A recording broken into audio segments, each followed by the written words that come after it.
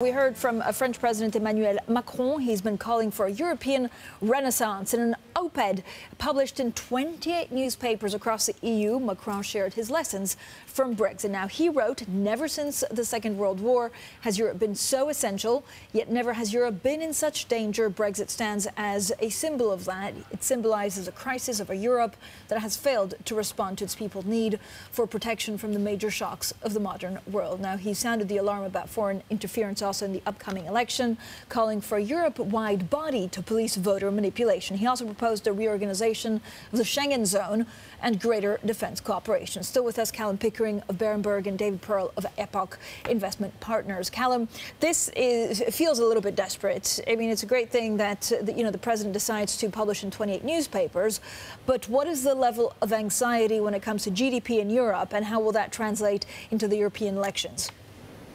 Well, I doubt the recent softness in the European economic data will translate much into the European elections, although it is true that the populists are set to make gains, but that's mainly a political story that's developed over the last 10 years. Europe is suffering actually from a curious problem.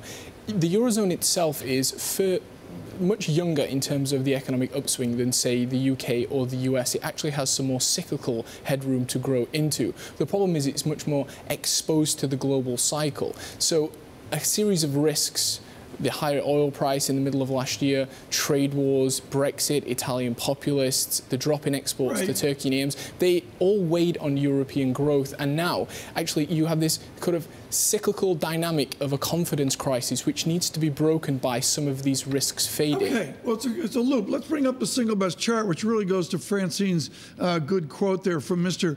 Macron. I'm sorry, Kallum Pickering, it's been a one-off shift, a regime shift in inflation expectations. We're at 2.5%, and we've shifted down in 2014 to a new inflation regime. Is Mr. Macron and the others, is this just a redefinition of Eurosclerosis? Well, it's true that across Europe, expectations for growth and inflation are low. The ECB has been trying to raise them through QE, and we'll get some more TLTROs later this year. But the essential problem in Europe is you have some strong economies in the core with good supply side, Germany, Austria, the northern European economies. You could throw the UK in there, surrounded by Italy, France, which need desperately to reform the supply side. So, David, we're back to the currency imperative that Germany needs a 130, 140, 150 euro, and Italy needs an 89 under parity euro. Well, that was the inherent problem in the monetary union, is that, it was beneficial to both parties initially, but now it's unsustainable. So initially, the southern countries could borrow very cheaply, and Germany had a low currency to export, and now they can't figure out how to solve your dilemma.